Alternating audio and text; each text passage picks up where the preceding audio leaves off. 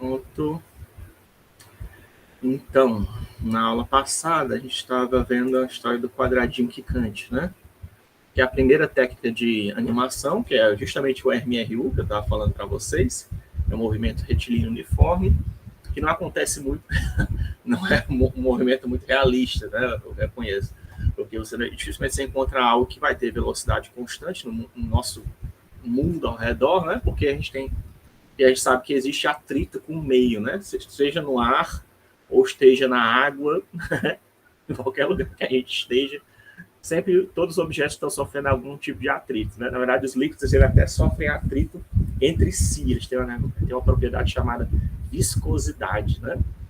Todos os fluidos eles têm esse problema, eles sofrem entre as moléculas, como eles não são rígidos, né? Como as moléculas deles não são um agrupamento coeso, né? E unidos venceremos, né? Quando eles são mais suaves, acaba que as moléculas deslizam umas sobre as outras e acabam produzindo atrito, né? Chamado de viscosidade. Fora o meio, né? Também a gente sabe, vocês não sabem, mas, por exemplo, embora eu gosto de falar isso, né? Porque na física, quando a gente estuda segundo grau, a gente sempre estuda aqueles cenários ideais, né? Mas, por exemplo, se você pula de um avião, né? Ou joga qualquer coisa de um avião no precipício, devido ao atrito do ar, tem uma hora que o objeto ele atinge uma velocidade constante, que ele não acelera mais do que aquilo, tá? Devido justamente ao atrito que o ar exerce sobre o objeto, né? Exercendo uma força contrária, né? Não é só no vácuo, né? Talvez tivesse uma força de gravidade puxando o objeto, né? E não tivesse nenhum meio, aí sim que ele continuaria eternamente acelerando até chocar no chão. Mas como existe o ar, né? O ar atua como um atrito e acaba chegando a uma velocidade chamada terminal, né? Que depois daquilo ele não passa mais, seja o que for, né? Esteja caindo. É lógico que assumindo que tenha distância suficiente para ele atingir a velocidade terminal, né? Mas independente de ele atingir a velocidade máxima que ele atinge uma queda, de qualquer jeito, sempre vai ter o atrito ali atuando, né? Do ar, porque as moléculas do ar estão batendo. É por isso que uma formiga, né, pode cair numa árvore e não morrer, né? Por exemplo, ela é tão leve, né? O atrito do ar, tipo, funciona talvez como água para ela, né? Talvez, devido ao atrito.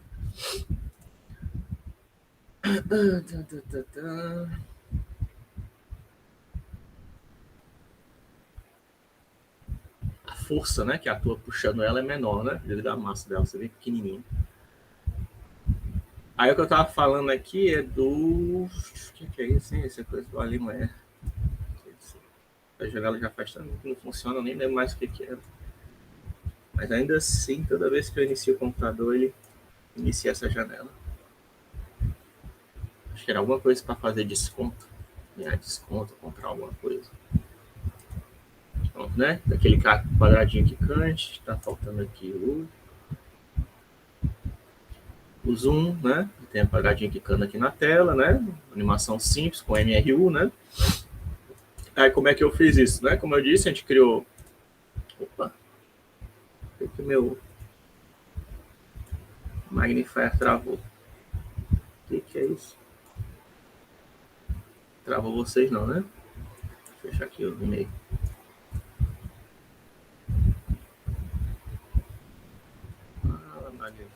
Porque ele faz um negócio esquisito de vez em quando.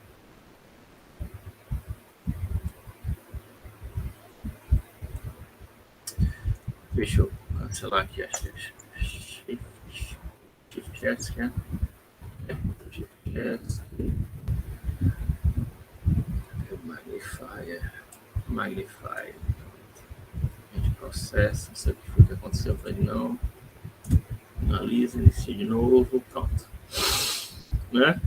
Aí, como eu falei, né, a diferença que a gente está fazendo aqui nessa primeira técnica de animação, vou mostrar 4 para vocês, tá? Nessa primeira, a gente está no construtor da classe. Isso aqui é uma classe em Python, que é declarada desse jeito. Isso aqui é a herança, que a gente faz em Python desse jeito, tá? Colocando esses parênteses. Se fosse uma classe sem herança, né, em Python, seria só assim, né, como eu já falei para vocês. Mas como tem herda de alguma classe, você coloca a classe que você está herdando aqui. E isso aqui é um método construtor, tá? Essas duas Underscores aqui é para dizer que o método é privado. Se eu não me engano, protegido é só um underscore. Então, privado você tem esses dois, né? Essas duas underscore aqui. Aí eu estou chamando o método do pai, né? Super, chama o método da classe pai para fazer a construção da classe. Você está gerando na janela OpenGL, Qt, né, na verdade, com OpenGL.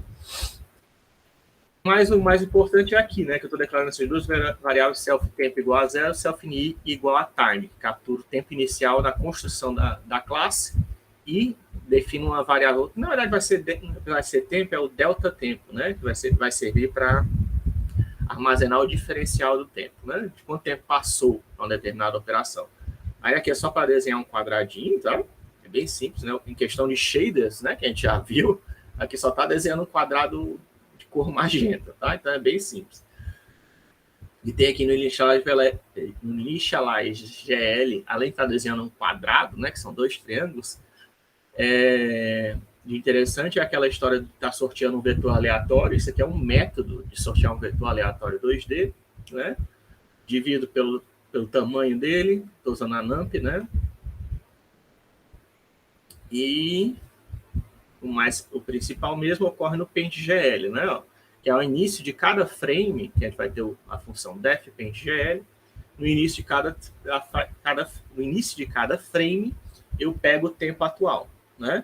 De forma que o primeiro quadro ele vai ser animado de acordo com o tempo de construção da classe.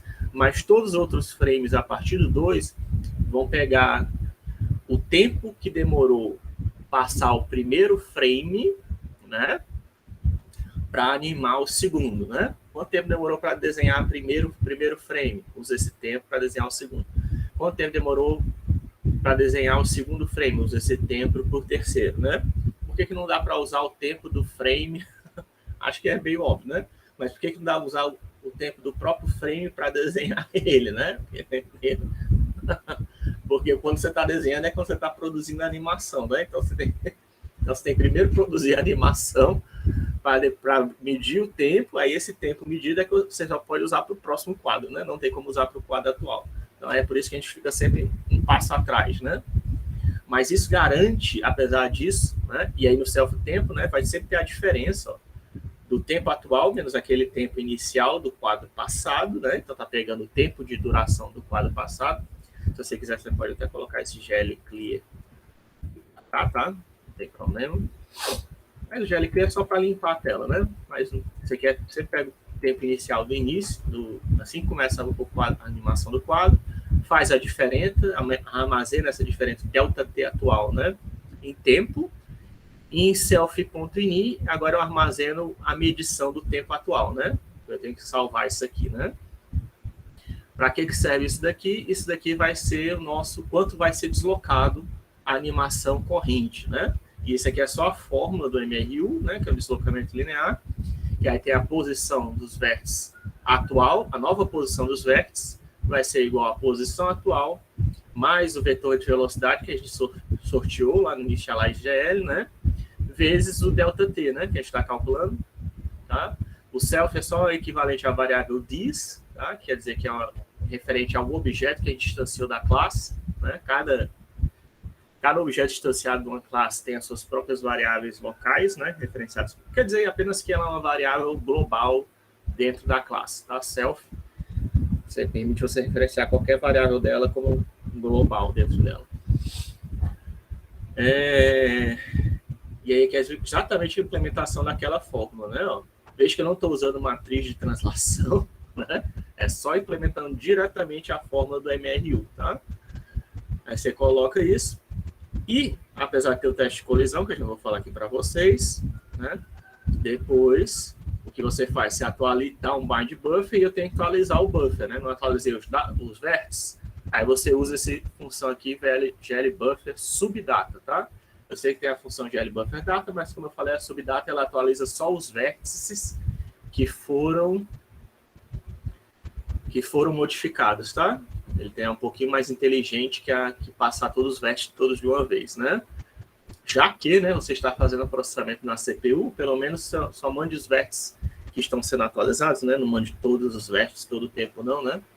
Isso para animação tradicional, o correto é você passar só a matriz de transformação, né? Desse jeito aqui, você teria que sempre estar passando o objeto. Se for objetos pequenos, né?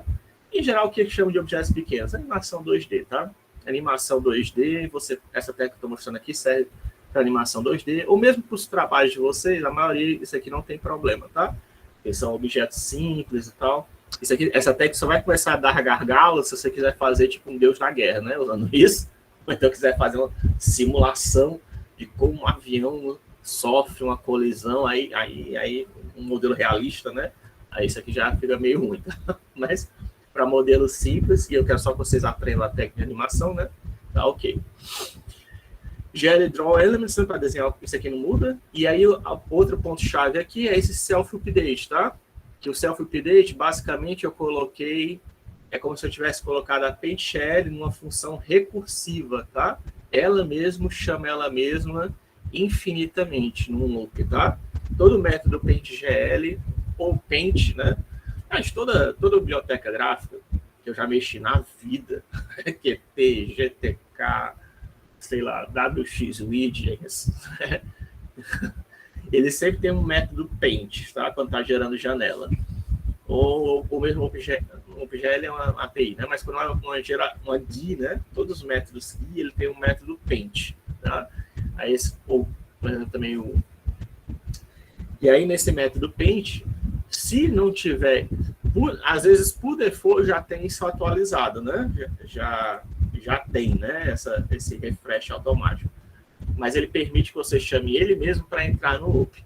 O problema é que dá a documentação, né? Sem ser um loop infinito, sem ser um método que trave, né? E não trava por quê o computador, né? Porque aqui é um método que está desenhando a janela, né? Então, está sempre atualizando a janela infinitamente, até que você pare, né? Mas como está sempre... sempre tem um retorno visual, né? Você está vendo, é como se estivesse dando um print. É como se a gente estivesse fazendo, né? No Python, né? Fazendo aquele for in range 10, algo assim, né? Aí dando um print, né? Que a gente vê ele imprimindo os números, né? Basicamente a mesma coisa, sendo que a gente está fazendo a saída, né? Um loop infinito, né? Você veria infinitamente saindo. E o único jeito de você parar, só que como é um método de um construtor aqui, você pode parar esse método a qualquer momento, através de teclas, usando interrupção do teclado, ou então fechando a janela, né? Isso é uma coisa que é uma propriedade que qualquer biblioteca GUI oferece no mínimo para você, é isso, interrupção por eventos de entrada e interromper loops, né? Através de fechar a janela, né? Então, o PaintGL, né? E por que você não colocou aqui PaintGL direto para fazer o loop direitinho, professor? É porque, né, na documentação do QT está dizendo para usar o Self-Update ao invés do chamar o PaintGL. Nas bibliotecas GUI tradicionais, em outras bibliotecas GUI do tipo, né, que você queira usar, possivelmente do Windows ou do Mac, seja lá qual for, pode não ter o método update, mas pode ter o método refresh, por exemplo, né? Ou então, às vezes, flush também, né? Flush, refresh, update, qualquer um dos três são os mais comuns usados para reforçar, desenhar uma janela, tá? Então, esse aqui cria um loop infinito, né? De forma que a gente está sempre deslocando os vértices usando a forma do MRUV, né? E o teste de colisão, que eu falei para vocês, é bastante simples, tá?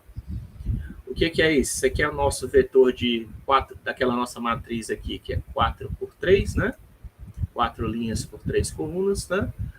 A gente está pegando ela, ó. Isso aqui é uma propriedade legal que tem no NumPy. Na maioria dos... Acho que na maioria das... Isso aqui vem do MATLAB, do Octave, tá? Foi primeiro a aparecer essa notação. Mas eu acho que também no Python tem, né? Através da NumPy e outras bibliotecas também. Eu não sei se... Não sei se é difícil encontrar. Não sei, acho que no C não tem isso, infelizmente, né? Mas nas linguagens mais modernas tem, tá? O que quer dizer esses 2 pontos aqui, tá? Esses 2 pontos aqui quer dizer que eu estou pegando todas as linhas na primeira coluna, tá? eu fizesse isso daqui, quer dizer que eu estou pegando o quê? A segunda linha, primeira coluna, né? O vértice. O vértice que está na coordenada do vértice está na segunda linha, primeira coluna, né? Só que esses dois pontos são um recurso interessante que algumas linguagens oferecem, tá? E aí, por exemplo, eu posso pegar a coordenada x, y, z do vértice, tá? Do segundo vértice, por exemplo. Ou então pegar todas as coordenadas x, né? Primeira coordenada de todos os vértices que eu tenho disponível, no caso aqui dos 4, tá? E é o que isso aqui está fazendo. Isso também é uma operação com matrizes, que a maioria das linguagens modernas permite, tá? E a matriz é um agrupamento de números. Em vez de você fazer um for para percorrer uma matriz, como isso já é tão comum nas linguagens que já tem. E, na verdade, isso aí é um recurso. Eu falo do MATLAB, tá? Porque o MATLAB já existe há 30 anos, ele já tinha esse recurso, né? Apesar, por exemplo, o C nunca ter implementado isso. Acho que o Java, não sei se o Java também tem isso. Mas, enfim, tem linguagens que não tem esse negócio. Mas, no caso aqui dessas linguagens como o Python, ela tem que você pode comparar a matriz inteira, uma matriz inteira, ou então um vetor, né? Que é só uma matriz de linha ou matriz coluna, né? Com todos os elementos aqui, tá? Então, o que eu estou fazendo? Ao fazer essa comparação, ver se é menor do que menos 1,1, tá? Eu estou vendo se todas as coordenadas x são menores do que 1. Por que isso, professor? Por que você não colocou 1? É porque foi um aluno que pediu para mim para fazer com que o quadrado não ficasse na tela, tá? Mas, como eu estou usando 1,1, a gente vê que o quadrado ali sai um pouquinho da tela, né? Ó, certo? Mas, basicamente, a teste de colisão que eu estou vendo é tipo assim, se as coordenadas x são menores do que menos 1, ou maiores do que menos 1,1, ou então maiores do que 1,1, quer dizer que houve colisão com o canto, né? E o y a mesma coisa. Se for maior do que 1,1 ou menor do que 1,1, vai ter colisão, né? Se você quiser deixar o canto exato, é só colocar aqui 1, né? E aqui é 2.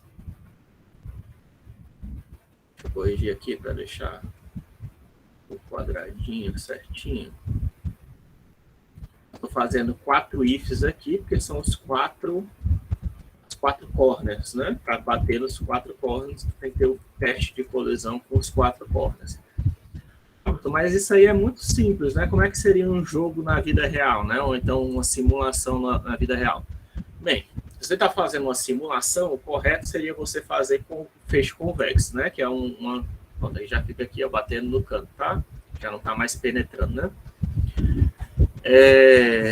Seria você fazer convex rule, embora seja um cálculo mais complexo, né?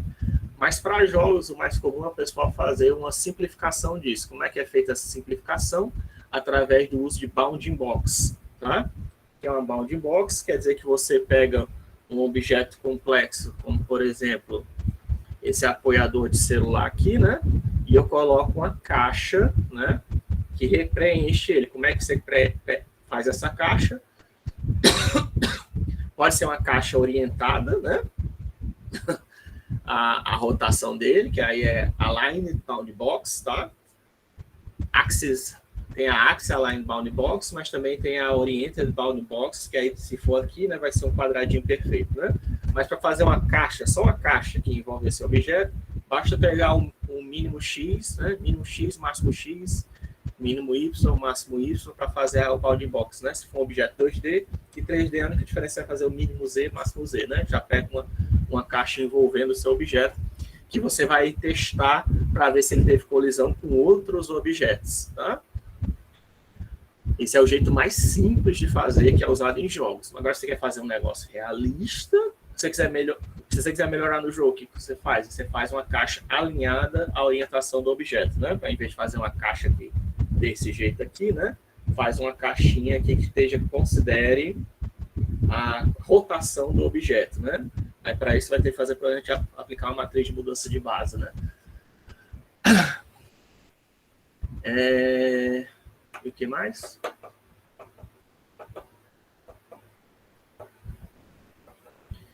Sim, se for simulação real, aí você vai ter que fazer o feixe convexo, né? Se você quer que, né, para que você quer que esteja, quando um dedo esteja aqui, não ocorra colisão, só ocorra colisão quando ele toca mesmo o objeto, né? Certo? Só poder penetrar aqui, né? Poder, porque aqui não é para ter colisão, né? Se algo passa por aqui, só é para ter colisão quando toca nessas partes. Para você poder fazer isso, aí a simplificação realista que se faz é o feixe convexo. Porque o feixe convexo, qual a diferença do feixe convexo? O feixe convexo é como se você pegasse, porque a malha, né, que a gente cria, o objeto 3D, ele pode ser bastante complexo, né? Como a gente viu, tipo o modelo do Kratos, né? Pode ser um negócio, sei lá, o modelo do Optimus, né, que saiu aí do filme do Transformers, ele tinha, acho que 3 bilhões de vértices, tá? Só que aí eu estou fazendo um filme, eu quero fazer isso de forma realista, né? Não quero que, né, o Megatron dê um soco aqui no ar e acerte o Optimus, né? Se eu estou fazendo animação, quero só quando acertar o Optimus que faça um choque, né?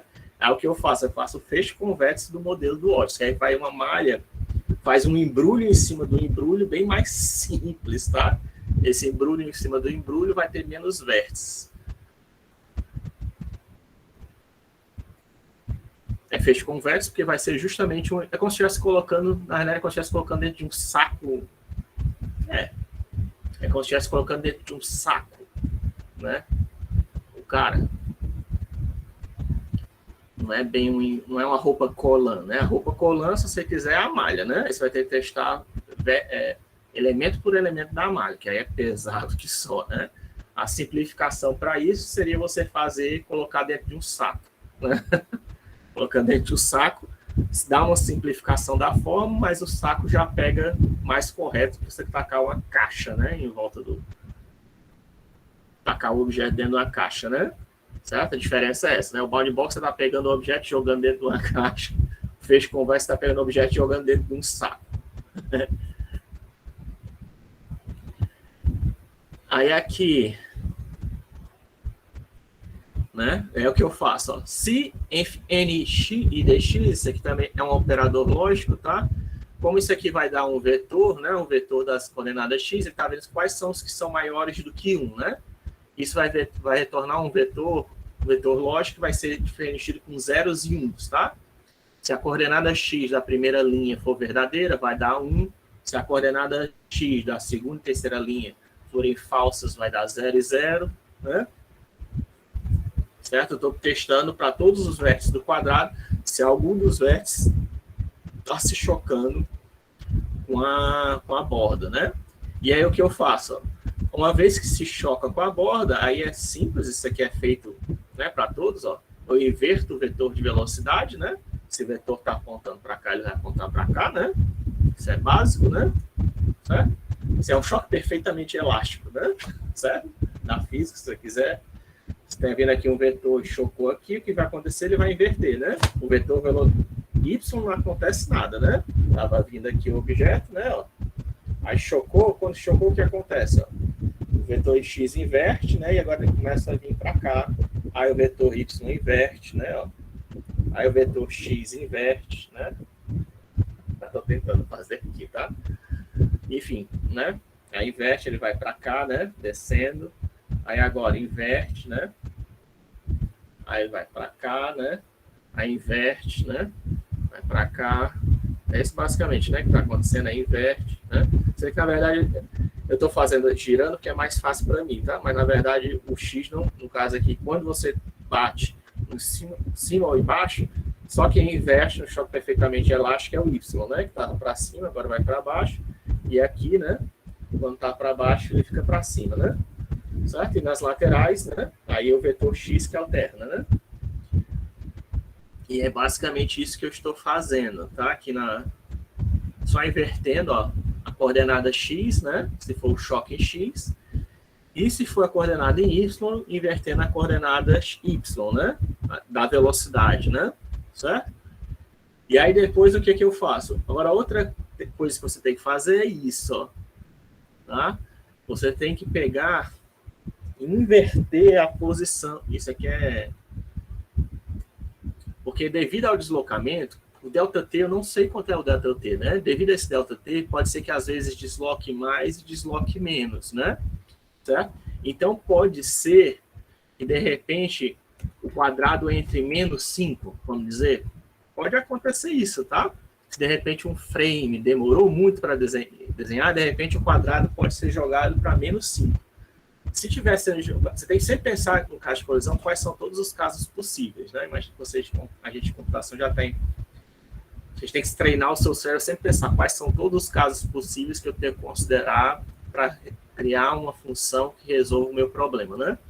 Esse aqui é o primeiro, né? O primeiro seria que, devido ao deslocamento que eu estou fazendo na animação, o quadrado vai todo para fora, né? Aí, no caso aqui, podia ser menos 5, menos 20, menos 100, né? Só que eu não quero isso, né?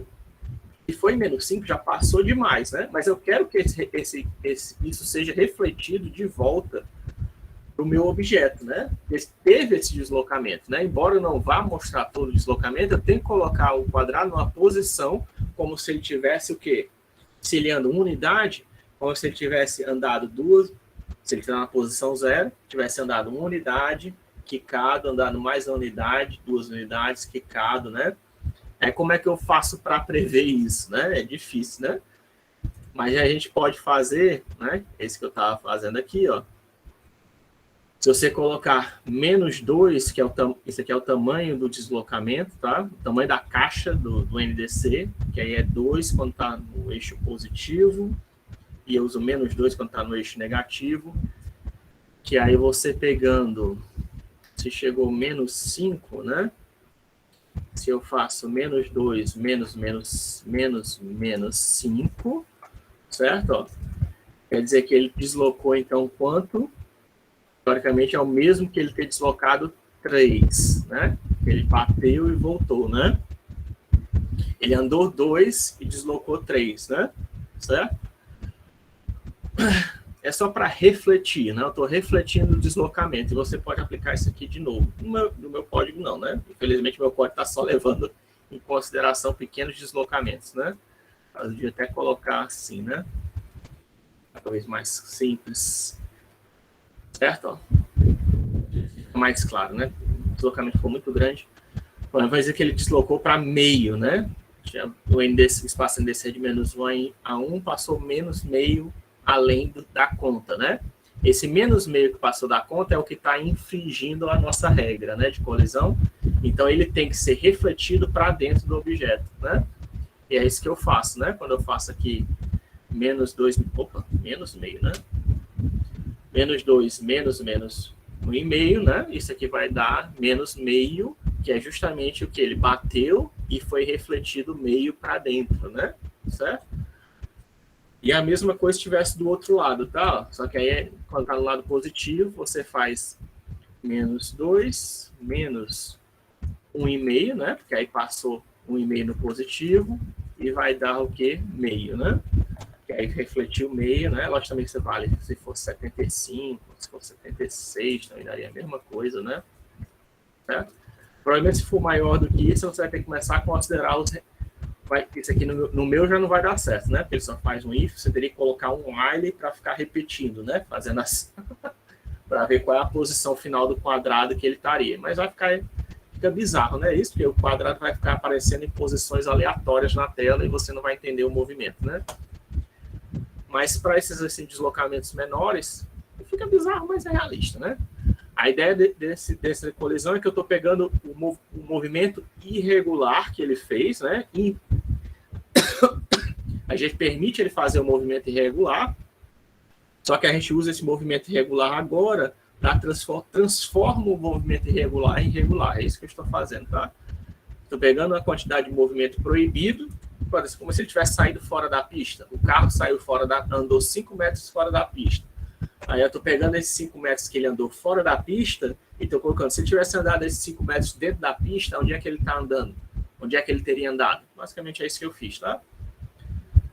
Só que como eu só faço um if, né, isso só funciona se for deslocamentos menores do que 2, né? Que é o tamanho máximo da nossa NDC. Se for maior do que isso, teria que colocar um while aqui para ficar fazendo a previsão, né? Mas esse aqui já é o suficiente, certo? Mas isso aqui é específico desse caso, tá? Estou só mostrando que isso é muito comum ver em DVD, Blu-ray, né? Esse tipo de animação, mas isso aqui é específico do caso que eu estou usando, né? O choque de colisão, tudo bem, né? Isso aí é universal, né? É a colisão mais simples que tem, é só você fazer isso aí, inverter o X ou Y, dependendo de onde é que está se chocando, né? Ou então o Z, né? Se você tiver no 3D, né? É bem simples fazer choque de colisão elástico, né? Se você quiser fazer choque de colisão inelástica, você vai ter que pegar o livro de física e aplicar, né? Para ver quanto é que de energia está sendo perdida em cada choque, né? E também levar em consideração as massas, né? Também. Tem que no choque elástico, você deveria, também, no choque elástico, realmente você deveria levar em consideração as massas, né? Porque a gente está me ignorando, né?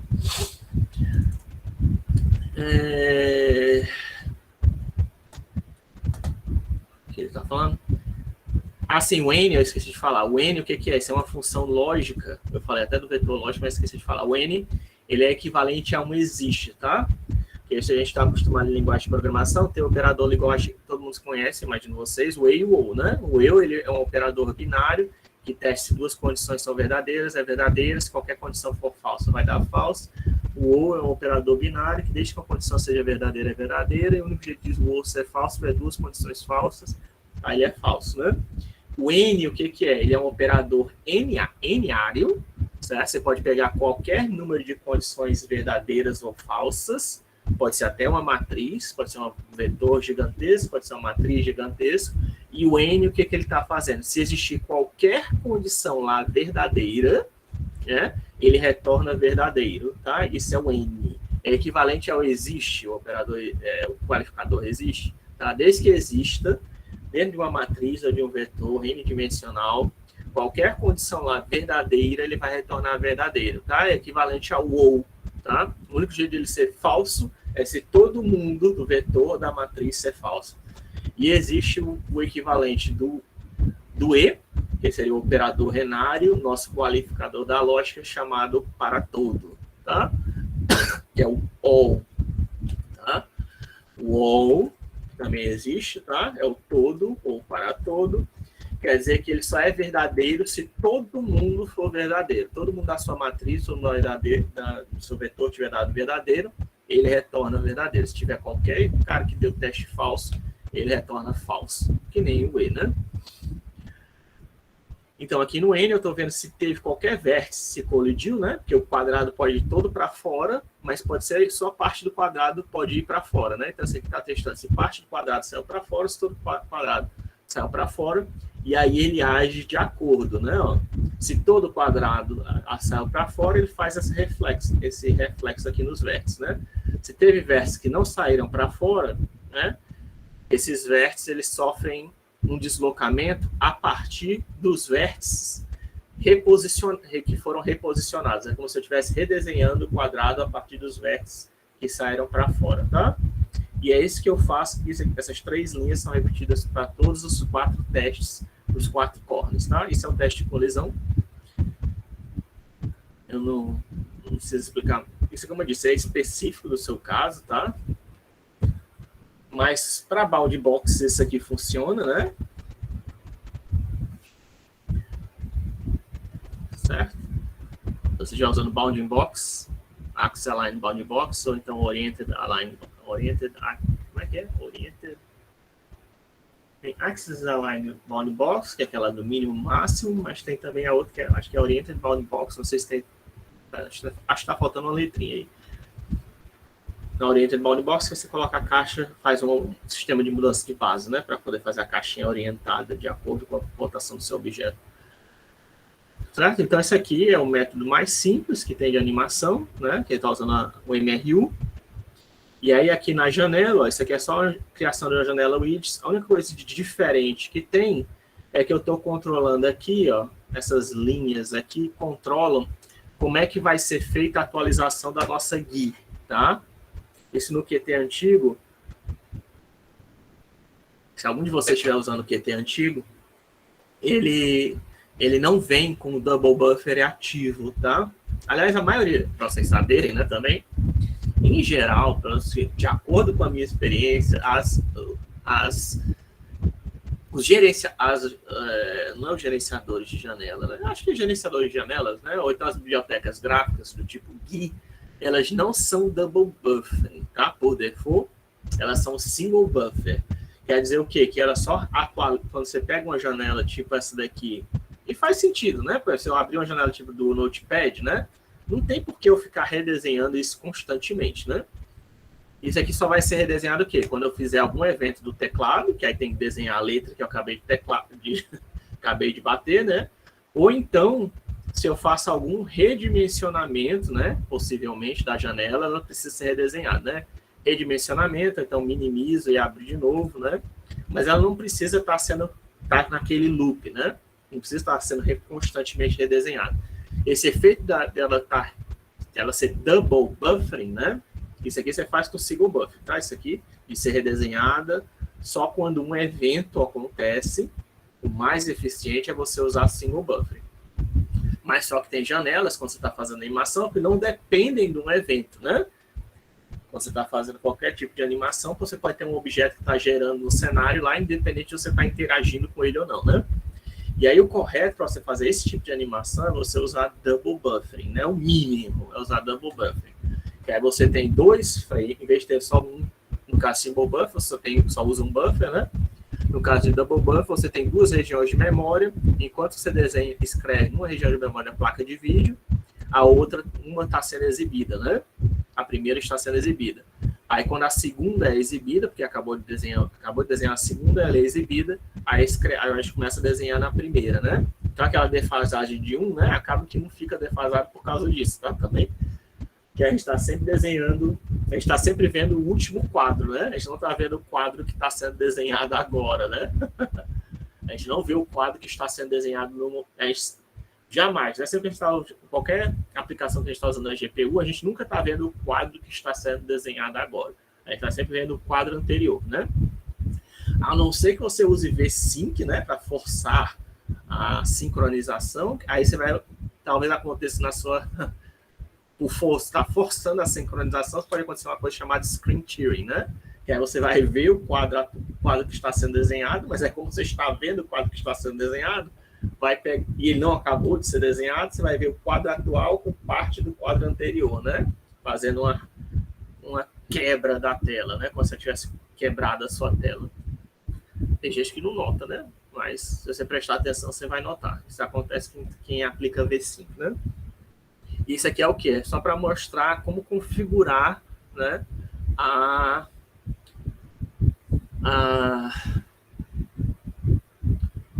o buffering, né? Como é que eu uso o frame buffer da Qt, tá? Você tem que usar o Sketch Surface Format, né? Aqui tem que dizer qual é a versão que eu estou usando no meu Qt. Aí que eu só usei as configurações padrões, mas se você quiser mexer, você mexa. Mas veja que eu coloquei de diferente, ó. Em vez de colocar double buffering, eu coloquei triple buffering, tá? Isso é uma coisa que já começa a acontecer nos jogos mais antigos, nos jogos mais recentes. Em vez de só usar só double buffering, a gente por que não usa logo 3, né? Porque algumas pessoas começam, como a placa de vídeo está sendo muito veloz, né? Acaba que ela consegue desenhar o próximo, as placas de vídeo mais recentes, né? Ela consegue desenhar o próximo quadro e ela fica idle, né? Ela fica, porque ainda está exibindo, porque tem um tempo, né, para exibir, não é só assim que completou já exibe, né? Você tem que dar um tempo para poder o quadro, cada quadro, né, demora 1 segundo, pode, depende, né? Você pode fazer 60 quadros por segundo, que é 1/60, né, de segundo que ele fica sendo exibido. Ou então você pode, se for 120 quadros por segundo, é 1/120, né, quadros por segundo. Mas imagine que tem um quadro que é tão rápido que ele consegue, que a nossa GPU é tão rápida, consegue fazer um tempo menor do que isso, do que 60 quadros por segundo, do que 120 quadros por segundo. O que acontece? Nesse caso, quer dizer que a sua placa de vídeo entra em estado idle, né? Ela fica sem fazer nada. Aí, já que ela está sem fazer nada, né? Por que você não já começa a desenhar o próximo quadro, né? O terceiro quadro? E aí ele faz, é justamente isso, né? Ela terminou de desenhar o segundo quadro e agora começa ela prevê qual vai ser o terceiro quadro da animação, né? É lógico que isso aí é uma previsão, né? Tipo assim, se o usuário está andando em linha reta, isso aí funciona perfeito, né? Mas se de repente ele está andando em linha reta e ele muda de direção, essa previsão já não pode dar certo, né? Ele pode ter que descartar um desses quadros, né? Por conta disso. Mas ainda assim, né? Quando em alguns momentos, ele consegue otimizar, né, o funcionamento, principalmente quando você está em cenas repetitivas, ou se você está vendo um vídeo, né? Enfim, que está vendo um CGI, né? E na maioria dos jogos, né, tem muita, não somente de jogos, mas também de ambiente virtual, é muito comum você ter a fase de exploração, né? Aí na fase de exploração, você está andando lá, fui numa conferência, por exemplo, esse ano, que foi uma conferência virtual, né? Embora não tivesse óculos, ainda assim você entrava pelo navegador, né? E você ia andando para um prédio, né? E aí você encontrava pessoas, podia conversar com o avatar delas, né? Que aí tinha o trabalho delas sendo exibido, né? Etc. E então, esse andar, né? Nesses prédios exploratórios, isso daí, né? Como eu estou andando em linha reta, dá para usar, né? O triple buffer. Você pode usar até quad buffer, né? Desde sua placa de vídeo suporte, né? Você pode usar quantos você quiser, né? O único problema é que você pode ter que jogar alguns deles fora, né? Quanto mais você usar, mas em teoria você está aumentando a eficiência do seu programa, né? Vai deixar, isso aqui pode aumentar a cadência de frames, né? E aqui o swap interval é para controlar como é que eles devem ser trocados, né? Se não me engano, esse aqui, o 0, acho que é assim que está concluído, assim que possível, troca, né? Você pode mudar, tá? A velocidade de troca de quando é que os buffers são trocados usando esse comando aqui, tá? Os principais comandos são esses daqui. Esses outros aqui, eles dão outra configuração da janela, se você quiser mexer, tá? O QSurface. O config é esse objeto, ó, do QSurface, né? Que eu estou mexendo nele, ó. Eu posso mexer em várias propriedades. Uma das propriedades que ele tem é essa do buffer, tá? Aí depois a gente dá um id, set format com o config que a gente acabou de criar. Essa aqui é a única diferença para todos os objetos de animação. Então, essa aqui é a primeira... É a segunda animação? A primeira era o quê? Eu coloquei... Eu mostrei a primeira e falei da segunda. O que tem? Essa aqui na segunda, qual a diferença? Tem alguma diferença? Ah, sim, tem. Tá clicando aqui na segunda, tá? Mas não tem problema não. Isso aqui é a primeira, né? Mas, veja bem, apesar disso aqui ser uma animação simples, quer dizer o quê? Independente da minha placa de vídeo, da placa de vídeo de vocês, eu posso ter uma 3080. Você pode ter uma meia, sei lá, uma 720, tá? Nós dois vendo esse mesmo quadro, a única diferença é que eu vou ver mais quadros e você vai ver menos quadros, tá? Mas se nós estivermos jogando o mesmo jogo, ou estiver participando de mesmo ambiente virtual, né, de uma reunião, ou de aquele cenário de uma conferência virtual, a gente vai ver os objetos 3D todos na mesma posição, tá? A única diferença é que o movimento que eu estou vendo é mais suave, porque eu estou vendo mais frames, né? Devido à minha placa de vídeo você ter um processamento maior, né? Ela consegue ter um delta T pequeno e eu acabo vendo mais frames. Você que tem uma placa de vídeo pior, acaba pegando um delta T maior e seu movimento é mais, né? É lag, né? Seu movimento tem um nome, é jittering, né? Fica um movimento meio, parece que você não mostra todos os quadros da animação, né? Parece que está sendo teleportado os objetos, mas a gente vê os objetos nas mesmas posições realistas, né? Então, isso aqui é ideal para simulação real, como eu estava falando na aula passada, né? O segundo, né? Que eu acho que isso aqui é o mais justo, né? É você fazer baseado em 5. Esse aqui já é o primeiro é um método assíncrono, né? Assíncrono, né? É assíncrono no sentido que a gente não vê, embora veja a gente veja o mesmo cenário no tempo correspondente, eu vejo mais frames do que você, né? Então a gente não está vendo a mesma coisa, né? Sempre eu estou vendo coisas a mais que você não está vendo. Por isso que eu digo que não está sincronizado, tá? Apesar de em termos de tempo, está sincronizado, né? Temporalmente, a gente está sincronizado, mas em termos de frame, não, né? Em termos de quantidade de frames, não, né? Porque eu vi mais frames do que você. Mas é síncrono, não é o primeiro método. Esse segundo método é também síncrono, só que é um pouquinho mais justo, né? Que eu considero que deveria, eu acredito que deveria ser o ideal, né? Mas dificilmente alguém faz isso. De novo é o quadradinho quicando na tela, agora é um quadradinho branco, né? Mas é a mesma história, o teste de colisão é o mesmo. Só que qual é a diferença daquela técnica para essa? Ó? É que aqui eu estou usando lá do Qt Core, eu estou importando o objeto QTimer, tá? O que é esse objeto QTimer? Ele é como se fosse um cronômetro, tá? Ele permite que você lance determinadas tarefas de acordo com o tempo, né? O que eu estou fazendo aqui, o self-timer, eu crio um objeto no inicializador, né? Eu crio o QTimer e veja que não tem lá o meu método de que agora o PaintGL, ó, ele não tem mais o nosso update aqui, ó, no final, tá vendo? Não tá mais em loop direto, tá? Tem a mesma questão do bind buff, super buffer data, desenhar o triângulo, isso aqui é igual, teste de colisão é igual. A animação é a mesma coisa, tá? Só que por que tá só somando self velocidade? É porque aqui já tá, vou até colocar como comentário, o ΔT é fixo, né? Nesse caso aqui, o nosso ΔT, ele é fixo. Tá? Como ΔT é fixo, né? Você não precisa ficar calculando isso toda hora, né? Mas é a mesma fórmula aí no MRU, tá? Velocidade final igual a velocidade final inicial mais velocidade multiplicado por tempo. Só que como o ΔT é fixo, né?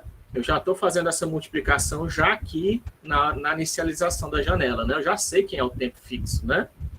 Por isso que eu chamo esse aqui é o método sincronizado mesmo, né? O QTimer, o que ele vai fazer, ó? Eu me ligo o temporizador ao método self-update, que é o que faz a atualização do PaintGL, né? E aí eu coloco um timer, ó, para ser chamado, essa função self-update vai ser chamada a cada 17 milissegundos, tá? Esse aqui é um tempo que você pode colocar em milissegundos. Como é que eu descobri esse tempo? É você colocar aqui, ó, 1 dividido por 60, tá? Que aí dá 0,016, né? Como é em milissegundos, né? 1000, então seria aqui, né? 16,6. Se eu arredondo, né? 6 é maior do que meio, isso aqui vira 7, né? Então vai dar 17 milissegundos, né? Aproximadamente. Então, estou fazendo que isso aqui gere uma animação de 60 quadros por segundo, tá? Mais ou menos.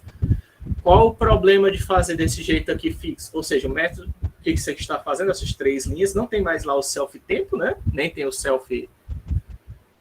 É o self-tempo e o self... Não sei quais eram as variáveis. Ave Maria. Self-tempo e self-ni, né? Não tem mais essas duas. Porque agora eu estou criando esse QTimer, que é um temporizador, que ele permite que chame essa função a cada 17 milissegundos. Todas as linguagens têm, tá? Isso não é exclusividade do Qt, não. Certo? Você procurar, inclusive o Windows, tá? O Windows, o Linux e o Mac, eles têm um cronômetro, tá? Eles têm um cronômetro visual, inclusive para vocês, se vocês não sabem disso.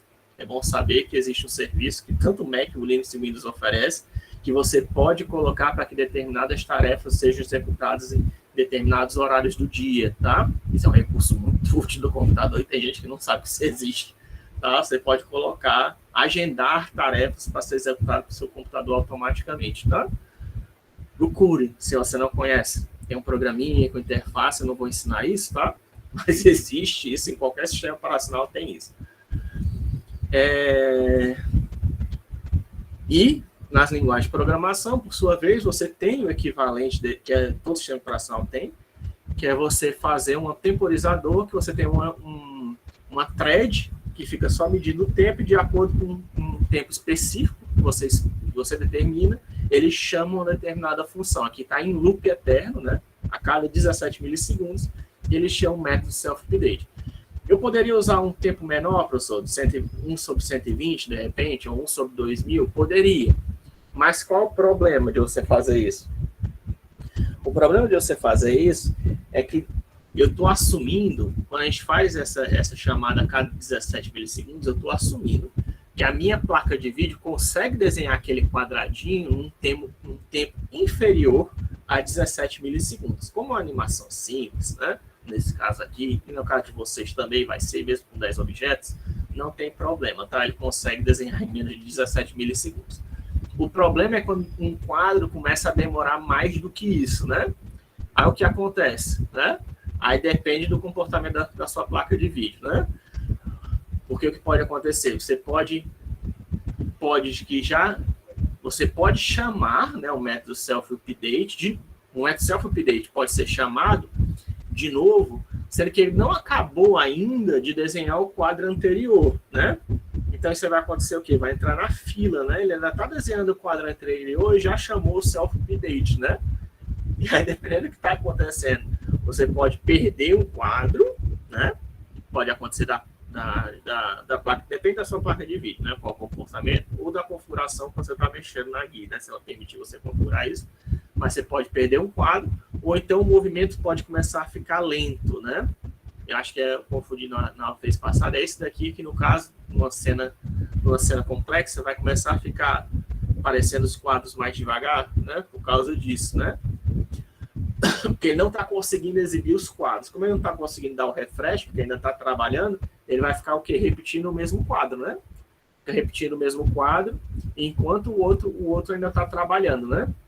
Ou seja, se tiver um quadro que demora 34 milissegundos, o quadro anterior, que foi desenhado no tempo menor de 17 milissegundos, ele vai ser repetido de novo, né? Umas 2 vezes, até o quadro atual você terminar de desenhar e ele poder ser exibido, né? E aí isso pode acontecer várias e várias vezes, né? Sendo que a ação, o movimento que está acontecendo no ambiente virtual ou no jogo vai começar a ficar defasado, né? Porque você está exibindo quadros que já aconteceram, você está ficando cada vez mais longe da realidade, né? Que deveria estar acontecendo na realidade, né? Mas, apesar disso, né? Isso aqui e tem jogos que também implementam isso aqui é o mais correto, tá? Porque tá todo mundo vendo o mesmo quadro, né? Todo mundo vê todos os quadros da animação. O problema é que você pode acabar sendo morto sem saber, né? Mas isso se você estiver em jogo online, né? Mas se você estiver jogando só você, né? For single player, isso aqui é o ideal, né? Porque você vai conseguir ver todos os quadros, vai poder ver o monstro chegando em cima de você, né? E aí você vai ter tempo de fazer uma reação, né? E aí, no caso, você pode até descartar, né? Quadros antigos, dependendo do que acontecer. Mas, enfim, você começa a criar esse lag, né? Devido a isso. Pode também criar em jogo online, se você quiser, né? Depende de você, tá? Mas aí, o problema disso é que você pode criar uma defasagem, pode criar uma lentidão no jogo, né? Você está introduzindo a lentidão para garantir que todos os quadros estão sendo exibidos numa mesma cadência, né? Mas isso aqui, se todos os quadros forem exibidos a menos de 17 milissegundos, o ideal seja que você programe, né, o seu jogo para ser o mais otimizado possível, não dê uma de cyberpunk, né? No meu computador roda, né? Então roda no seu computador roda, porque o seu computador de desenvolvedor, você é um cara para dar sorte de trabalhar com uma empresa AAA que te dá uma placa de vídeo nova todo ano, né? Mas se não, para o computador das vidas normais, não vai rodar perfeito, né? Então, seu objetivo como desenvolvedor é você pegar e garantir que as suas texturas, que seus modelos estejam mais otimizados possível para você poder fazer um quadro que seja exibido pelo menos em menos de 17 milissegundos, tá? Aí você vai garantir que todo mundo vai estar sincronizado, ninguém vai estar com lag, né? E todo mundo vai ver todos os quadros que é para ver. Não vai ter ninguém vendo mais do que outros, né? Certo? Esse aqui também é um método de sincronização. E a única diferença do método anterior, tá? É que agora, ó, eu coloco, sorteio o vetor velocidade, só que agora eu já estou multiplicando pelo tempo, tá? E o tempo é o quê? 0,017 milissegundos, tá? Se você quiser, você poderia até colocar. Mas é aquela história, né? Tem um limite, né? O Double não consegue, acho que consegue pegar só 16 dígitos. 1, 2, 3, 4, 5, 6, 7, 8, 9, 10, 11, 12, 13, 14, 15, 16, talvez assim, né? É o melhor que você consegue fazer, né? Mas, vou deixar isso aqui como comentário, né? Eu prefiro deixar assim, né? Para deixar mais corretinho. Ele está sendo chamado a cada 17 milissegundos, né? Então eu teria que colocar esse cara aqui também, né?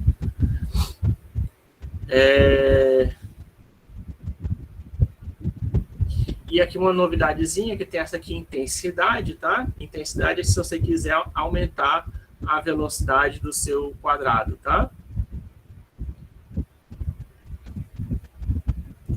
Que é por isso que eu deixo o vetor velocidade normalizado, porque aí quer dizer que ele desloca de 1, né? Deslocar de 1 unidade no nosso modelo é andar de quanto, né? Isso é uma coisa que você tem, se você for fazer cálculo, animação 2D ou 3D, você tem que pensar nisso, tá? Esse quadro aqui, essa janela, por exemplo, que a gente tá, ó, ela é uma janela de 600 por 600, né? Tá? Janela de 600 por 600. Só que é o quê? Ela... Só vou demonstrar esse cálculozinho aqui para vocês. Olha, 600 por 600, só que ela vai de menos 1 a 1, né? Cada unidade. Então, quer dizer que anda 2 unidades, né? Então, 600 por 600 quer dizer que o quê? 600 dividido por 2, né? Que aqui é tamanho 2, né? Quer dizer que uma unidade, de 0 a 1, a gente tem 300 pixels, né? Se eu estou andando... Se eu ando 1, né? Eu andar, quer dizer que se eu andar, fizer o deslocamento da velocidade, se eu conseguisse, né? Se o ΔT demorar 1 segundo, certo? Se eu tenho velocidade 1 e o ΔT demorar 1 segundo para... 1 segundo é muito, tá? Em computação. Mas demorou 1 segundo para desenhar o frame. 1 segundo quer dizer que você vai andar 300 pixels da janela, tá? Então, usando velocidade 1, se o ΔT for 1 segundo, em 1 segundo ele vai andar em 300 pixels, né? Em 17 milissegundos, ele vai andar quanto? Vai andar 300 vezes 0,017, né? Vai andar, ó, 5 pixels, ponto 1, né? Isso aqui é o que quantos pixels estão sendo andados por cada... usando velocidade 1, né? Se eu colocar aqui 0,5, né? Ele já vai andar o quê? Ele vai andar 2 pixels e meio, né? Não dá para andar 5 pixels, ponto 1, né? Ele vai andar 5 pixels, tá? Do mesmo jeito aqui, não dá para andar 2 pixels e meio. Ele está andando aqui, né? Esse aqui já está uma velocidade de 2 pixels por segundo, né? E por fim, eu acho que esse meio depois vai sendo acumulado, né? Quer dizer que ele anda 2, primeiro ele anda 2 pixels, depois ele anda 2 pixels, aí na terceira vez ele anda... Não, primeiro ele anda 2 pixels, na segunda vez ele anda 3 pixels, depois ele anda 2 pixels, depois ele anda 3 pixels, né?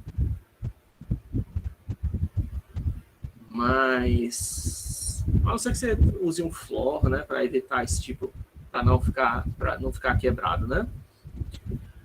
Ou sei, você que sabe. E se eu colocar aqui para 2, né? 2 não, colocar o quê? Para ficar um pouquinho mais extremo, colocar para 3. Colocar para 3 já vai andar 15 pixels por segundo, né? Da nossa janela. Lembra que nossa janela tem tamanho 600, né? 600 por 600. Já fica bem mais rápido, ó, tá? É assim que você controla o vetor velocidade, tá? Você pega primeiro o valor 1, que quer dizer que velocidade 1, quer dizer que em 1 segundo ele percorre uma unidade, né? Aí você tem que ver essa uma unidade, que é percorrida do espaço, ele equivale a quanto no espaço menos 1 a 1, né? ele seria equivalente, no caso de 600 pixels, seria equivalente a andar 300 pixels, né? E aí você faz uma estimativa de quantos pixels por segundo o seu objeto tem que ter. Isso aí para você controlar, se fosse um jogo 2D, assim que você controlar um segundo jogo ou simulação, tá? Simulação aí pode ser de venda, pode ser de uma conferência virtual, pode ser o que for.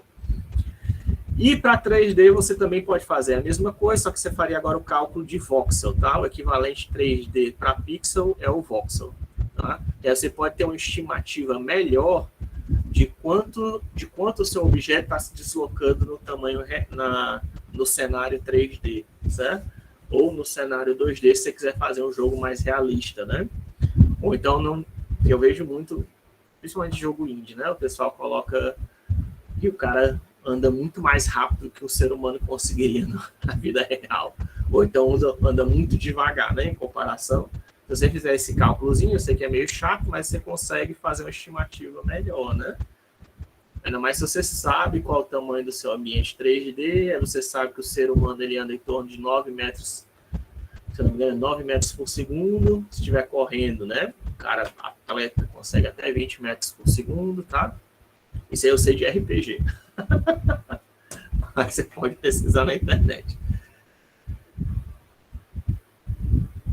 Conhecimentos do RPG. Então, esse aqui é o segundo método, tá? Que você coloca um temporizador, ainda é síncrono. No primeiro método, a gente aplicou MRU direto, né? E fez um loop, né? No nosso PaintGL. Esse é o primeiro método para fazer a animação que vocês podem usar. O segundo método é usar um temporizador, que chama o método de PaintGL numa cadência fixa, né? Aí todo mundo vai ver a mesma quantidade, não apenas está sincronizado. Aí esse aqui é o melhor em termos de sincronia, né? Porque está todo mundo vendo os mesmos quadros, todo mundo tem a mesma, no mesmo tempo, mesmos quadros, né? E a mesma animação. Isso assumindo que todo mundo tem a placa de vídeo que consiga desenhar os quadros que você está querendo em menos de 17 milissegundos, né? E aí, se não puder, aí você pode aumentar ou diminuir, né? Eu sei que meu jogo, no computador, ou minha simulação, eu testei num computador 486 e ele só consegue rodar 20 quadros por segundo. Então, eu coloco 20 quadros por segundo para todo mundo, né? Certo? E aí eu garanto que todo mundo vai estar vendo a mesma animação. É só esse cuidado que você teria que ter, né? Pega o mínimo, qual é o requisito mínimo do meu jogo? Eu vejo como é que ele roda, a cadência que ele roda nesse requisito mínimo, e aí eu uso isso no requisito mínimo como referência para o meu temporizador, né? Terceiro método de animação. Ainda é o mesmo quadradinho. Só que agora, deixa eu ver qual é o técnico que eu estou usando. Agora eu estou usando, se eu não me engano, é um padrão de software, tá? Em engenharia de software, né? A gente aprende algumas técnicas. Eu não gosto muito desse termo de engenharia de software, tá? Mas enfim, engenharia de software engenharia, né? O termo engenharia significa que você está construindo alguma coisa, tá? Um software é um meio é um objeto digital. A gente está construindo, mas é um objeto digital, né? Engenharia tem mais a ver com engine, tá? Do inglês, engine quer dizer o quê? Quer dizer um motor, né? A gente não está construindo motor, né? Sei lá, enfim. A engenharia de software, você nem nada equivalente, né? Mas enfim, engenharia de software você aprende aquelas técnicas de UML, né? Para você projetar o seu software, fazer especificação de requisitos, etc. e tal. Mas o mais útil que tem de lá, que eu considero, é os padrões de software. O que é um padrão de software? É o software patterns, né? Tem até um livro famoso com esse nome. Esse é o mais útil que tem. Por quê? Porque nesses caras você tem padrões que na indústria, né, tem problemas que você deve imaginar na computação que acontecem com frequência, né? Não somente em jogos, em simulações, em processadores de imagem, certo? Dependendo do tipo de área que você está trabalhando, seja qual for, tem problemas que são recorrentes. Padrões de software são soluções para esses problemas recorrentes que acontecem quando você vai programar um determinado software. Tá? Então, é bom você saber pelo menos de alguns, porque isso evita que você fique, eu estou com um problema para poder fazer isso do jeito que o meu cliente quer. Né? Como é que eu posso fazer isso? Né? Em vez de você tentar reinventar a roda, já tem um livro, né? Ou outro livro, se é seu software patterns, não, mas tem um livro que já tem algumas dessas soluções prontas, né? O único problema é que ele dá só a ideia, né, de como é o padrão e não dá o código-fonte, né? Ele dá só a ideia, mas com a ideia já ajuda, né? Já ajuda, né? Esse aqui é um desses padrões que é muito usado até essa ideia do loop principal, isso é considerado essas duas técnicas que eu acabei de mostrar para vocês são consideradas padrões de softwares para jogos, né? Para poder fazer ou para fazer animação, de você usar um temporizador, ou então você colocar um consumidor de quadros, né? Esses são considerados padrões para jogos, né? E para simulações. Esse aqui também é um padrão de software, mas é um padrão de software mais... Eu não falei isso antes, tá? Porque esses dois primeiros nem todo mundo considera um padrão. Mas esse daqui já é um padrão mais genérico, que você vai ver em todo o livro, que é o produtor-consumidor, tá? É um padrão com produtor-consumidor, porque como vocês devem ter imaginado, né, pode ainda, tanto nos dois primeiros casos que a gente viu, pode acontecer uma defasagem, né? Principalmente no primeiro, né? Pode acontecer uma defasagem de frames, né? Você não está... De você...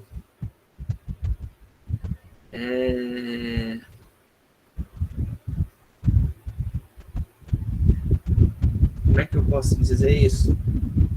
Porque a gente só anda em unidades discretas, né? Por exemplo, no caso anterior, a gente só anda em unidades discretas, né? Então, você pode estar andando com 0.5, que aquilo ali não vai ser visto, né? Porque não existe meio pixel, né? É o que eu faço, eu descarto essa informação, né? Você pode fazer o melhor, né? É você meio que unir as duas técnicas, tá? Você estabeleceu um passo fixo de deltas T, né?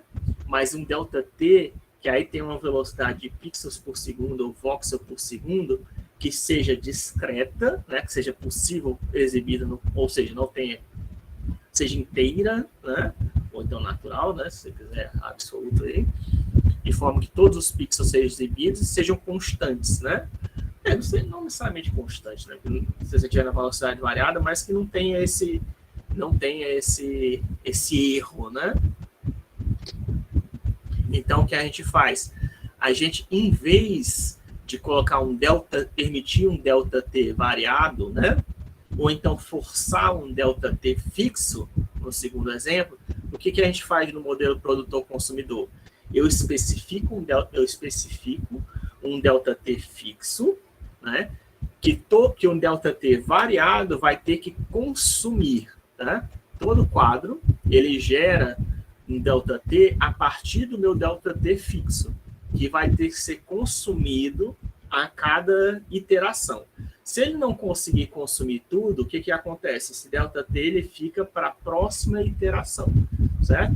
Desse jeito você garante que os dois estão sincronizados e diminui o erro, tá? Na animação, que ainda pode, nos dois casos, ainda pode acontecer erro, né? De lag, principalmente no segundo caso pode acontecer erro de lag, e no primeiro caso pode acontecer erro de quê? Você está vendo mais quadros do que o outro, né? Você não está garantindo que todo mundo está vendo os mesmos quadros, né?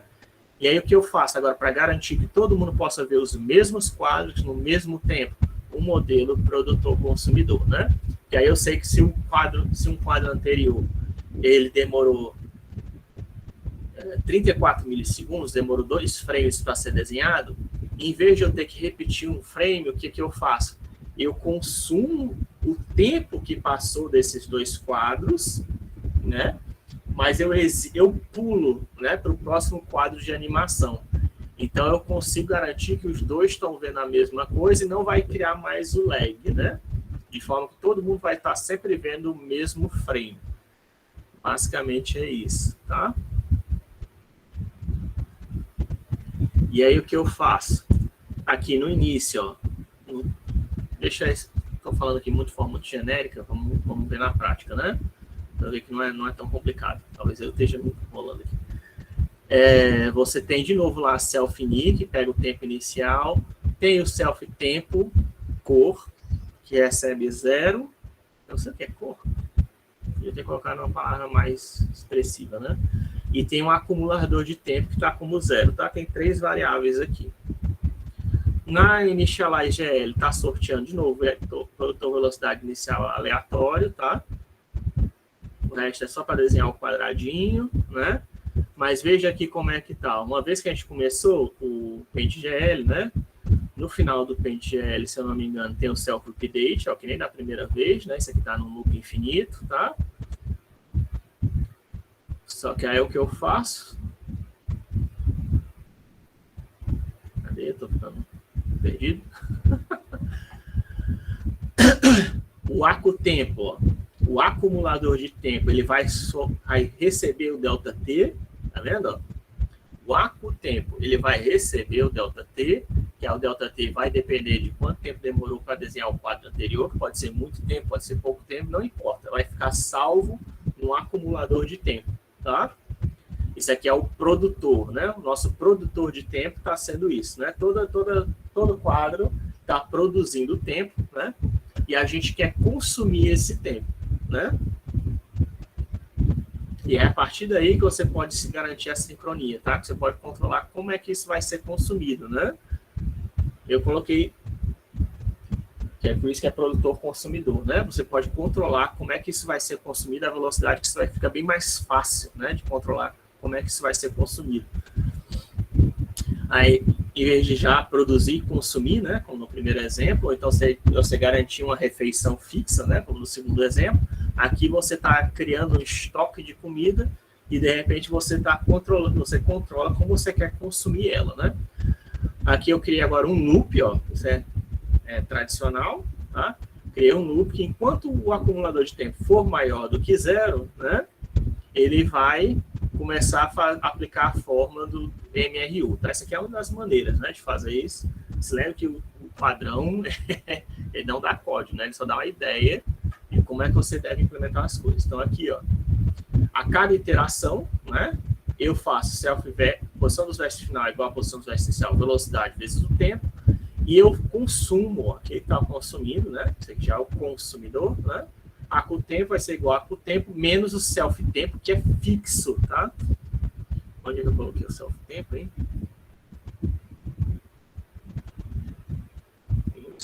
Ah, tá aqui, ó. Tá vendo? Lá no Initialize GL, esqueci de mostrar isso aqui, ó. Eu coloquei um tempo que eu calculei quanto eu queria que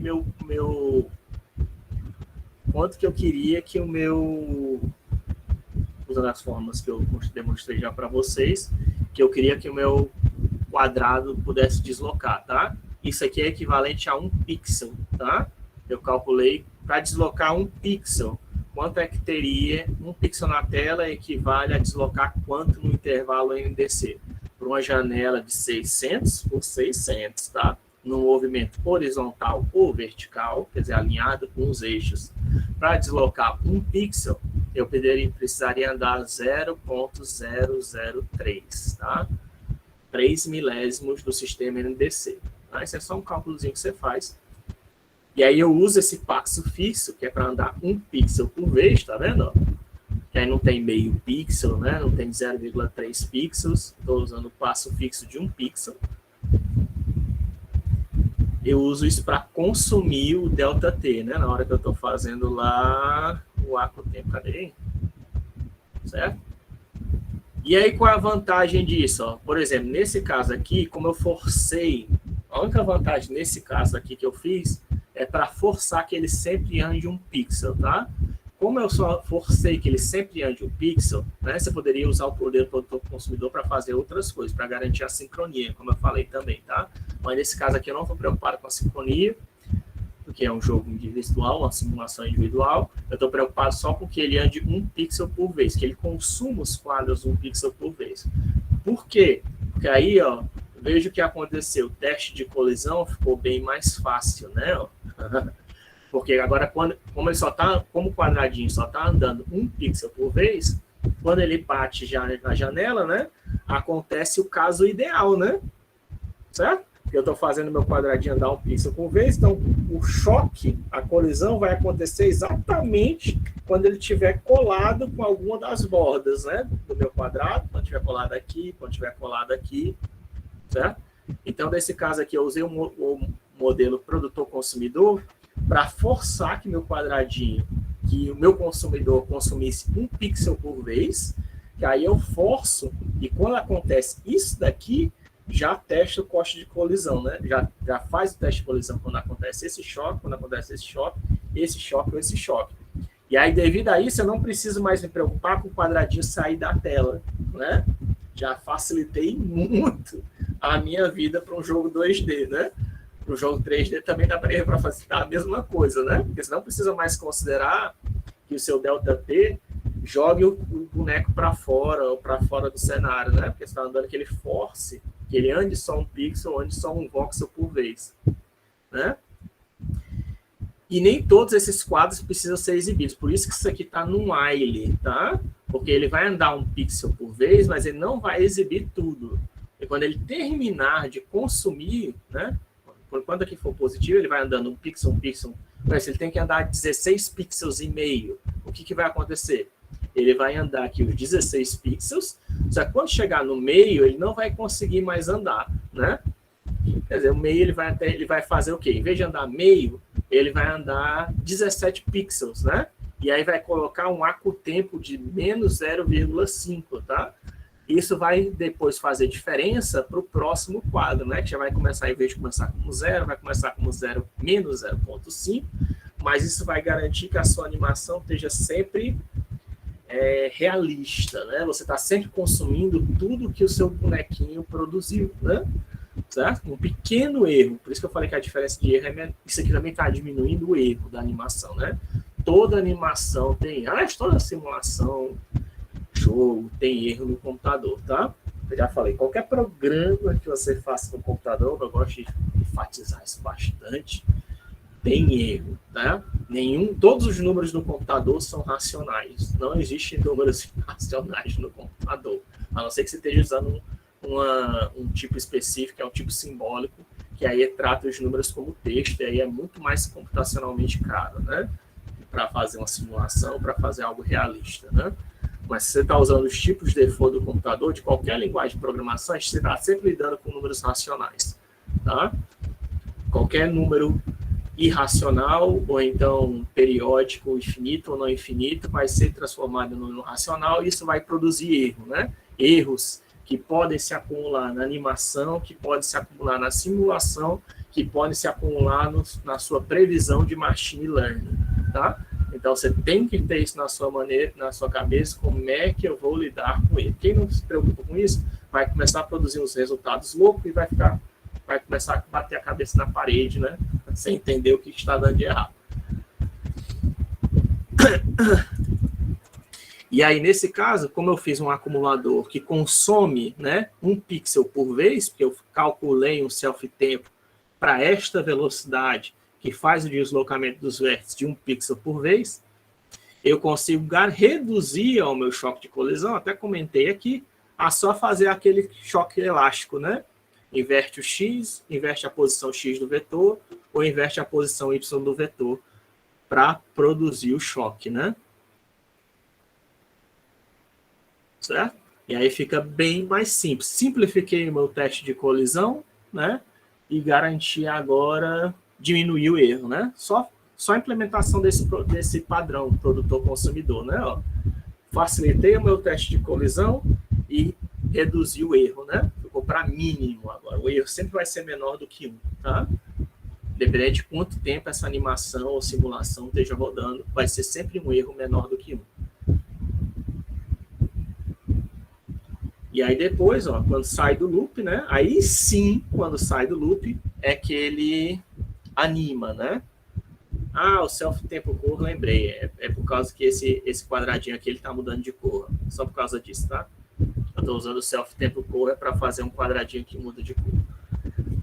Não é uma besteirinha que vocês podem olhar para ver como é que eu tô fazendo isso, tá? Mas é só para não ficar sempre a mesma coisa, né? Um quadradinho branco quicando na tela, né? Aqui é um quadradinho que muda de cor enquanto quica na tela, tá? O self tempo cor é para controlar isso. E aí é um passo fixo, ó. Só para demonstrar que você pode ter vários jeitos de fazer animação. Aqui eu estou colocando um tempo, estou ignorando o tempo de produção do frame e estou usando uma passagem de tempo fixa para poder fazer o degradê, a passagem de cores, né? Mas o resto é a mesma coisa. Eu desenho quadrado, dá update nos versos quadrados e desenha ele, né? Dá um elements. Aqui é que eu estou usando uma variável uniforme, né? Essa self tempo cor é uma variável do tipo uniforme, que é uma variável global dos shaders, né? É um float, né? É uma variável singleton, né? Que tipo float que eu estou passando lá para o shader, meu shader tempo, essa variável para essa variável, para aqui, a variável que está sendo referenciada pelo self shader tempo. Vocês podem ver isso no código fonte depois. Mas só para vocês verem aqui, não é difícil não. Ó. Tem um vetor aqui de cores, ó, com 6 cores no meu fragment shader, tá? 6 cores aqui. As 6 cores padrão, né? No verde, vermelho, azul, aí magenta, ciano e amarelo. E eu coloco, ó, que de acordo com o tempo, eu faço uma interpolação das cores, né? Da cor atual com a cor próxima. Sendo que eu estou usando aqui a aritmética modular, só para vocês verem curiosidade. Né? A aritmética modular é um jeito que é bastante usado em computação quando você quer repetir, quer pegar uma função que ela se repita, né? Eu tenho no caso aqui, eu tenho uma array de 6 cores e eu quero que ela sempre fique se repetindo com a passagem do tempo, né? Como se as 6 cores estivessem num loop infinito. Certo? Você usa aritmética modular para fazer isso. Mas você pode fazer isso também para uma função. Você pode fazer num jogo para quando ele sai de cima, quando ele atravessa a parte de cima de um cenário, ele aparece embaixo, né? Isso é comum, aquele asteroide, né? O jogo asteroide faz isso. O asteroide ele sai pela parte de cima e ele aparece embaixo, né? Por exemplo. Isso é aritmética modular, que aí você está considerando que o cenário se repete infinitamente, né? Ou é o mesmo cenário fechado num loop, também dá para fazer isso, né? E é um jeito de você criar, enfim, o jeito de você criar funções periódicas é usar a aritmética modular, que você vai usar mod, tá? Que é a função hash. Também existe a função remainder, que é diferente da função modular, só para vocês saberem, mas é assim que a gente faz, tá? E aqui só faz a interpolação da cor atual com a cor próxima de acordo com o tempo, tá? O tempo atual. Só isso. Isso no fragment shader, né? Isso aqui tá só... Esse fragment shader que vocês vão ver aqui só tá controlando a cor do quadrado, tá? Não tem nada demais. E o vertex shader não mudou nada, só pegando os vértices do quadrado e passando adiante. Esse é o terceiro método de animação. E só falta agora a gente ver o quarto, né? Nós já estamos passando aqui da aula. A gente termina de ver na aula que vem, né? Na de quarta-feira eu passo o último método de animação.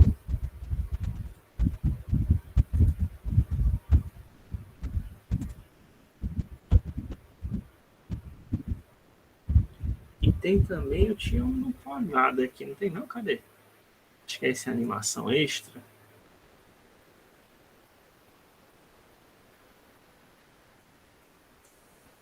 Esse aqui é o quadradinho também, quadradinho branco. Não sei se eu faço alguma modificação nele para a gente ver na quarta-feira.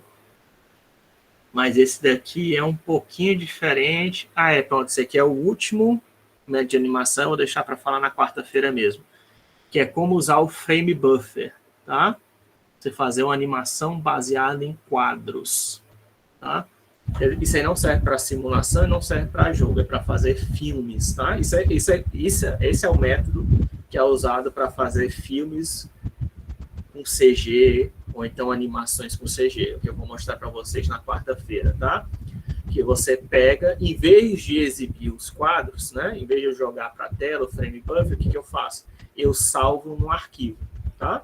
Eu salvo no arquivo todos os frames que eu quero que sejam exibidos, e aí você tem até um controle maior, tá? Por isso, né, que CGIs, né, pelo menos antigo, enganação, né? Antigamente, quando os jogos eram tipo de 8 bits ou menores, né, o que o pessoal fazia? O pessoal queria vender um videogame de Atari, aí a capa do videogame, a capa do jogo, né, era um desenho super legal, né? Era um jogo de nave, aí tinha uma nave desenhada lá, super gótica, né? Cheia de coisas. Aí quando você coloca no seu Atari, são uns quadradinhos que tem nada a ver com o desenho da capa, né? Aí depois disso começou o PlayStation, né? Aí o PlayStation aí veio a segunda enganação, né? Os jogos são básicos, são aqueles bonecão, né? Tipo Dolly, né? Só que aí quando ele encontra o boneco do tipo Dolly, se encontra com o chefão, aí mostra uma animação perfeita, né? Você diga assim, nossa, né? A animação, né? O trailer, né? É super, né? O trailer é magnífico, né? Mas aí quando você chega no jogo, no gameplay mesmo, o jogo é uma porcaria, né? Não é uma porcaria, tô dizendo assim em termos de qualidade, né? Por quê? Porque o trailer, ele produziu por essa técnica que eu vou mostrar para vocês, tá? Ele colocou lá o computador na qualidade máxima, texturas mais pesadas que tem, modelo no máximo, e ele manda gerar os frames e deixa lá, entendeu? Sei lá, 6 meses gerando, entendeu? Aquilo. E aí, quando você gera, tem uma coisa perfeita, né? E aí, qual é a mais recente? O mais recente eu vi no Cyberpunk, né? Que o cara pega o computador dele super potente, aí no computador dele ele coloca as texturas tudo no máximo, né, qualidade máxima, e ele coloca isso como gameplay, né, para você. Só que aí quando você chega no PlayStation, PlayStation 4, ou então até PlayStation 5, PlayStation 5 não tem a mesma configuração do PC do cara, né? E aí como não tem a mesma configuração do PC do cara, ele não consegue carregar as texturas, né? Não consegue carregar os modelos, aí cria as bizarrices, tá? Se lembre assim, tá? O PlayStation, ou então qualquer console, ele é um computador especialista, tá? Um computador gráfico especialista. Quer dizer que ele tem mais banda, ele tem mais largura de banda, ele tem uma placa de vídeo muito boa, se comparado em relação à maioria dos computadores. Mas, apesar disso, certo? Qualquer computador com a placa de vídeo, qualquer computador não, computador mais recente, mais novo, né, com o processador mais novo, a placa de vídeo mais nova, as memórias mais recentes, né, tudo recente, né, qualquer computador, computador topo de linha é melhor que qualquer videogame, tá? Isso aí não tem como, tá? Tu vê que placa de vídeo, por exemplo, a NVIDIA está lançando placa de vídeo todo o tempo, tá? Então, mesmo que ele tenha colocado uma placa de vídeo, eles tenham feito a placa de vídeo do PlayStation 5, né? Quando finalmente o PlayStation 5 chegar, se um cara comprou a placa de vídeo da NVIDIA mais recente, a placa de vídeo da NVIDIA mais recente que ele tem na máquina dele já é melhor que a placa de vídeo do PlayStation 5, entendeu? E aí o cara que está desenvolvendo o jogo do PlayStation 5, ele faz no PC, ele não faz no PlayStation, ele não desenvolve no PlayStation para o PlayStation, ele desenvolve no PC, isso é o mais comum que as pessoas fazem, que é o caso do Cyberpunk, tá? Ele desenvolve o jogo no PC, e aí depois ele pode pegar aquele jogo, ainda mais agora tipo a Unreal, a Unity, ela permite que você faça o jogo lá e depois você exporte, tá? Eu quero exportar para PlayStation. Eu quero exportar para Android. Eu quero exportar para Nintendo Switch. Dá para exportar o jogo, se você estiver usando a linguagem deles, tá? Qual o problema? O problema, né, apesar de ter essa facilidade, né, é que é lógico que você pega um jogo super potente que roda no PC e você quer rodar no Nintendo Switch, né, provavelmente não vai rodar da mesma maneira. ele não vai conseguir carregar as texturas, né? É lógico que a Unreal Engine, ela até vai tentar fazer algum tipo de... A Unreal Engine ou então a Unity vai tentar fazer algum tipo de otimização, né? Para a plataforma específica. Mas é básica, né? Quem tem que cuidar disso é você, desenvolvedor, né? De garantir que as texturas caibam na memória, né? Que veja que não está demorando muito, né? Na hora de carregar. E o que eu estou vendo mais recente é devido às facilidades que a gente tem, né? Que os desenvolvedores estão nem aí, né? Na minha máquina roda, então se lasca, né? Tá aqui o gameplay, tá aqui o trailer, né? Vamos comprar, né? Vamos comprar quem precisa de dinheiro. Então, cuidado. Essa é a enganação mais recente, né? Que o cara ele tá usando justamente a Unreal Engine, tá usando a Unity no computador dele topo de linha, né? Que a Sony, a Electronic Arts, né? Paga e tal para ele o dinheiro para ele poder ter esse computador topo de linha, porque ele tá fazendo jogos AAA, né? Mas aí quando ele vai exportar para o PlayStation, né? Ou exportar aí a qualidade cai, né? Certo? Então tome cuidado. Enfim, a gente vai fazer isso na próxima aula. Na verdade, hoje em dia, né, o que as pessoas fazem, né, na verdade, é usar até uma coisa chamada render farm, tá? Então, cuidado que ainda tem essa possibilidade. Quer dizer, eu quero fazer um... Então, nunca use filmes, né, como referência. Ah, mas tem filme que o cara consegue fazer... Ah, já tinha tempo. Acho que quando tinha um filme do Final Fantasy, que o pessoal já dizia que era super realista, na época que foi lançado, não sei o que, o Yvin, não sei o que, Phantom Yvin, né? Não foi primeiro, né? O filme, tá? Não tô falando do jogo, não, que o pessoal já disse que era super realista, dá pra ver os poros da mulher, né? Isso aí foi um dos primeiros filmes que foi famoso por causa do termo do realista, né? Era bem feito. Era bem feito. Não estou falando mal do filme, não, estou falando de qualidade. Só para dizer, naquela época ele já conseguiu fazer um filme muito bem feito, tá? Mas só que você vê os jogos na mesma época, não tinha nada, em termos de qualidade, era muito distante. E sempre vai ser, tá? Por causa dessa técnica que eu vou mostrar para vocês. Que você manda gerar os quadros direto para o HD, né? E aí você pode... O render farm, o que é o render farm que tem hoje em dia? Eu coloco tipo 200, 300 máquinas para trabalhar e gerar meu filme, né?